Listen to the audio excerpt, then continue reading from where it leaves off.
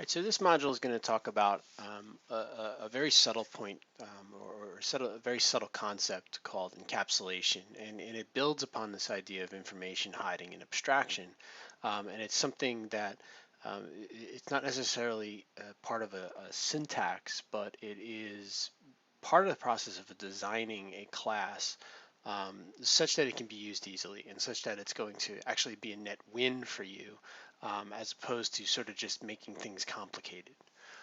So I'm going to build off of the previous example of an integer set.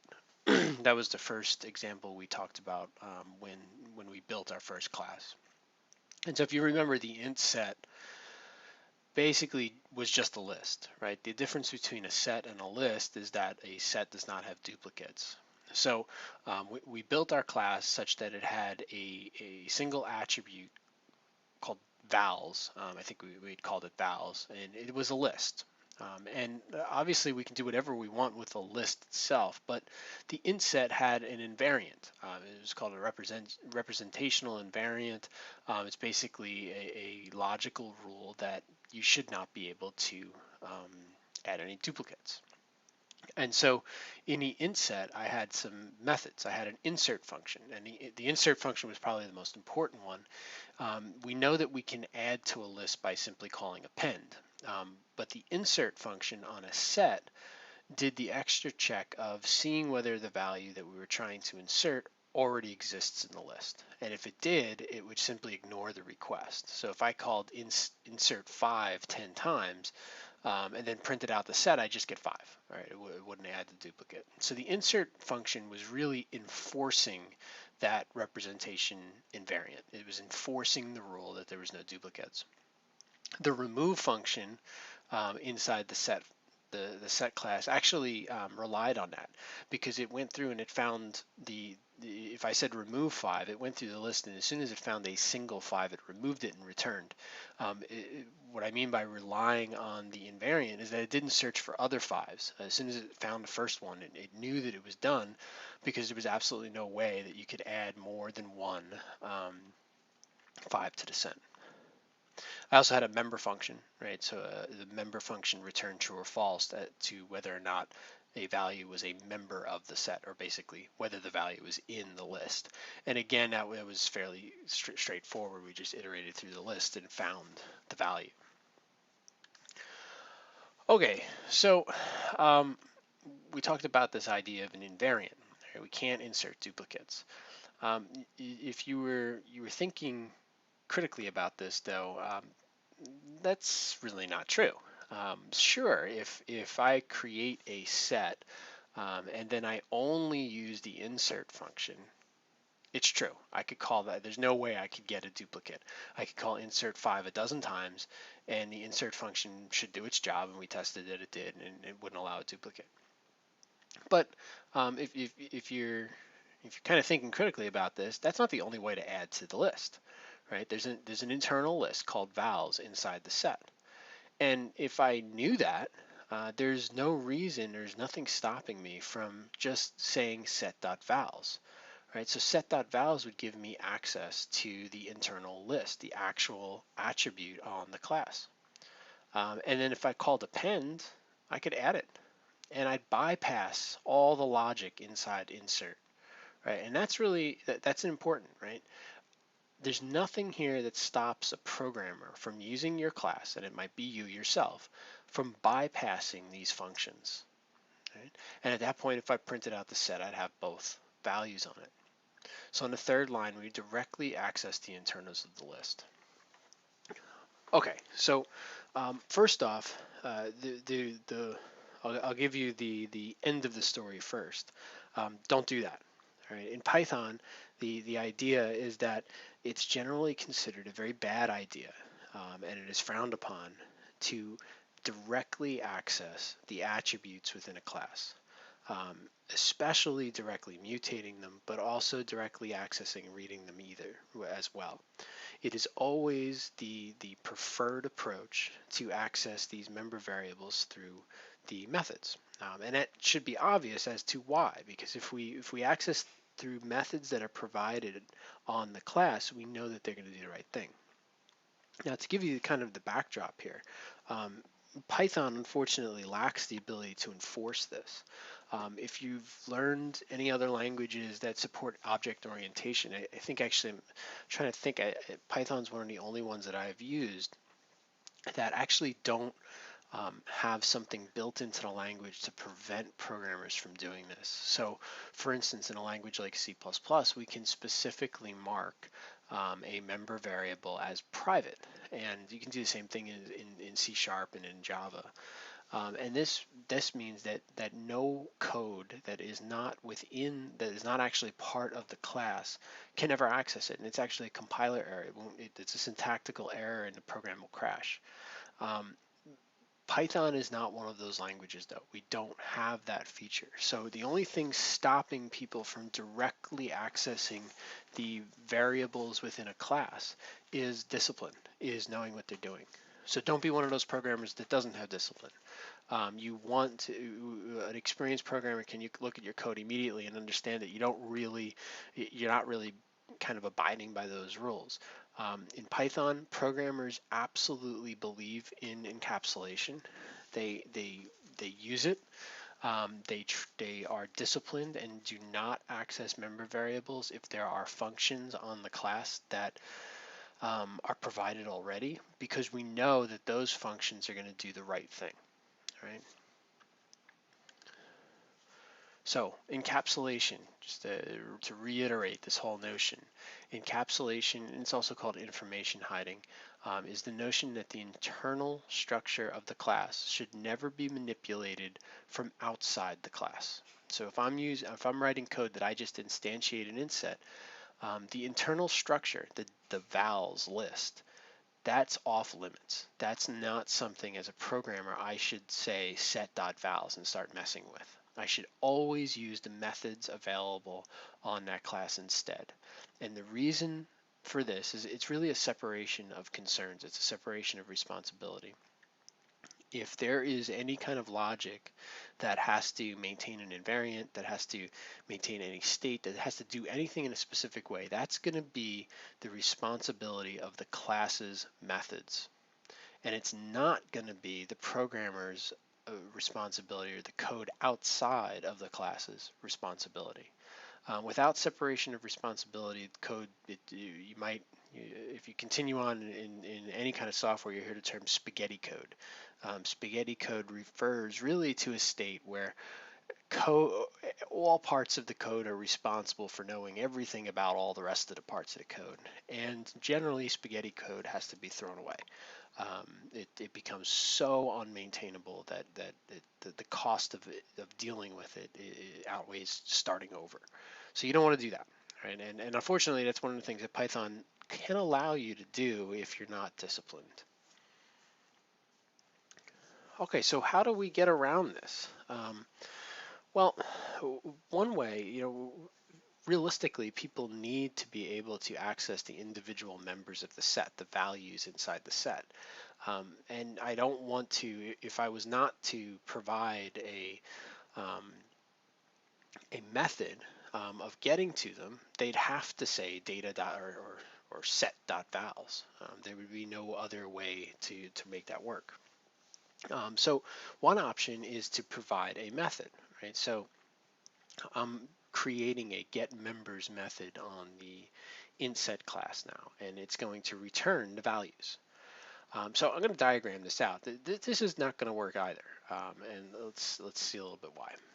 So let's go over here, and so I had set equals int set, and I had well, let's first kind of draw that in memory. So I've got this object called set, and inside of it I've got a vals list. Right now it's empty, but I'll just draw it as sort of this array, this list of values. Okay, so I'll go back, and I had data equals set dot get members, right? And what get members did is it just simply returns the self.vals. Right, so if we look at it, this is all the get members function is doing. It's returning set.self.vals. Right, so to understand why that doesn't work is now we've got a variable called data, but it is bound to the exact same list as set.vals is bound to. Right? So when I say data.append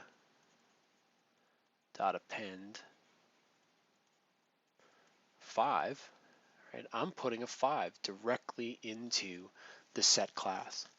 So even though in the code, from the code's perspective, it doesn't appear that I'm touching the vals property, since get members is simply returning vals, data is essentially a synonym for self.vals. And so when I say append 5 again, all right, 5 goes in. Right? So this setup with get members actually returning self.vals, this is not going to work. This does not provide encapsulation.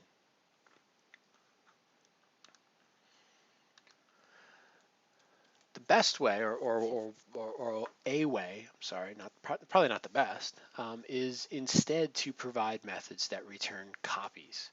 And the advantage of this is that, while a copy can be messed with, it's just a copy. It's not the exact data that was previously, or the exact object that's within the class. All right. So returning copies generally is a procedure for a class designer. So when you're developing a class and you're writing a get members function, which again is really important because we want people to be able to use a for loop to iterate over all of the things in my set.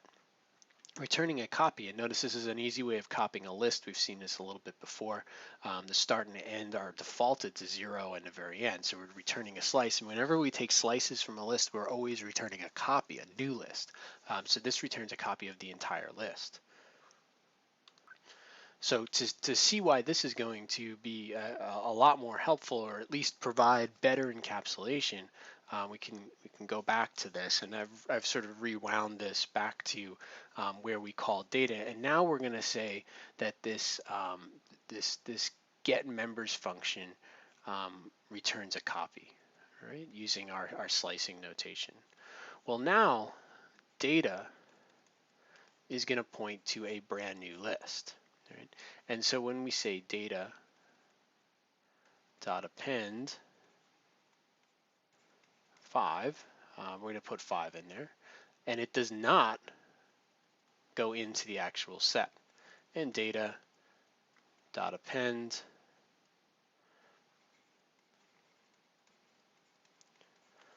will put another 5 in there, and so this is not a set, right? But we're not actually adding anything into the set. So by using a copy, we've protected this object. All right, the set is still a set. It still doesn't have duplicates in it. Of course, it doesn't have anything in it at this point, but if we wanted to really add it to it, we would just say set.insert. And that would add a 5 over here. And if we said set.insert with another 5, we know that the 5 would not be added because insert would check.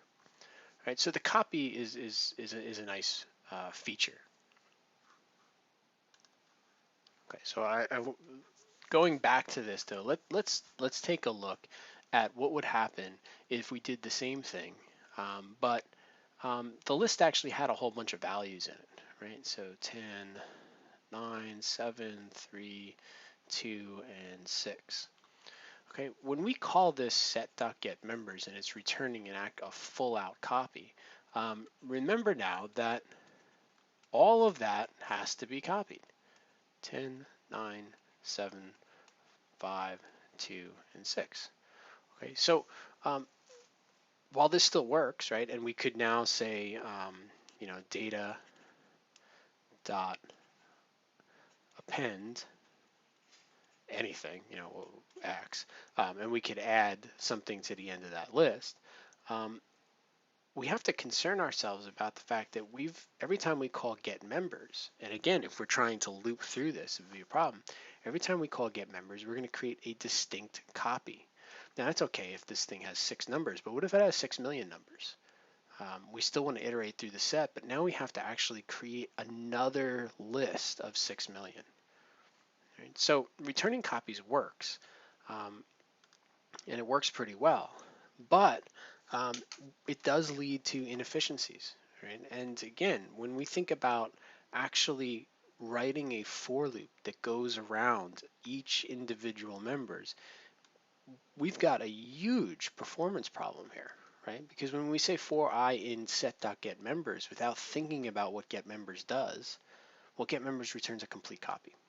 Now, notice here, I'm just printing out the square, right? So I'm not going to change this. So that the fact that I'm returning a copy is really not protecting against anything sort of nefarious here, but that's just the way it works. So we have a choice, right? So some people will say, okay, well, if you're not going to change it, well, then just do vowels. Okay, so if we do set.vowels, just, sort of promise, okay, don't change it.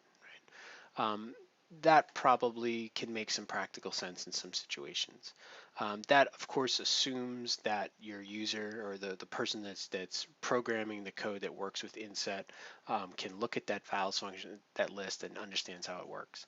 But there's a lot of situations where that just does not make sense, and especially when multiple people are collaborating, we really don't want to break encapsulation, quote unquote, sometimes to save efficiency. We'd rather have like a real good solution that works and is efficient, but also provides encapsulation. And the way Python does this, and it's a really neat feature of the language, is through the use of generators. So we can, instead of having get members return a copy all at once of vowels, instead we can write the get members function as a generator. And a generator is any function that uses the yield keyword. And so it's kind of, it's very unique. It's not, something like this doesn't really exist in C++ and other languages, although they have iterators which are similar to it. But it's a really clean way of saying, okay, if you want to iterate through vowels, I'll give you each one by one. When you need another, I'll give you another. I'll yield another. So yield is sort of like we want to say return, but since it's not the same thing as return, we call it yield. So when we call get members, the yield keyword actually allows us to start executing this code up until we hit the yield keyword, and we'll return I and then pause. Right, and we'll wait until we actually need another, or get members is called again, and then we will run all the way around the for loop and yield again. All right, so to give you an idea of how this works, here's our get members function. We're iterating through vowels, and we're yielding I each time around this loop. When I come down here and I actually create a set, all right, I say for j in set.getMembers. GetMembers does not return a full copy. Right? Each time around this for loop, and Python does a lot of work behind the scenes to make this work correctly. There's a little bit of magic going on here, and it's something that you can delve into a little bit deeper if you're interested in. But every time around this loop, we're calling getMembers one more time. And every time we call getMembers one more time, we're not returning the whole thing, but we're just yielding one more value. Now the beauty of this is that while we're iterating over get members, we're returning one individual value, which is immutable. It's a scalar value anyway. It's an integer. But we're yielding it one at a time, so we're never creating a copy of the entire list. So instead of returning a copy of a list of 6 million values, we'll return one at a time 6 million copies of integers. And don't think that that's sort of a wash. It isn't, because it's one at a time. Every time we return a copy and then we go back around that for loop one more time, that copy is destroyed. So there's at no time when we're iterating through with this for loop do we have a complete copy of the list. We only sort of make copies one element at a time. Generators allow us, particularly with data or classes that have lists, generators allow us to still maintain proper encapsulation, to not have people want to directly access our internal lists, but also to maintain memory efficiency, right? And to not have to make complete copies of lists. So it's kind of the best of both worlds, and it's an excellent way of writing code. By the way, in this example, I actually have a list. There's plenty of other situations where, in fact, the class itself might not hold a distinct list. And you might expose a method called, I don't know, get averages or something like that, that actually goes and computes a sequence of things sort of in place. That's another added benefit of using generators, and saving yourself some computation.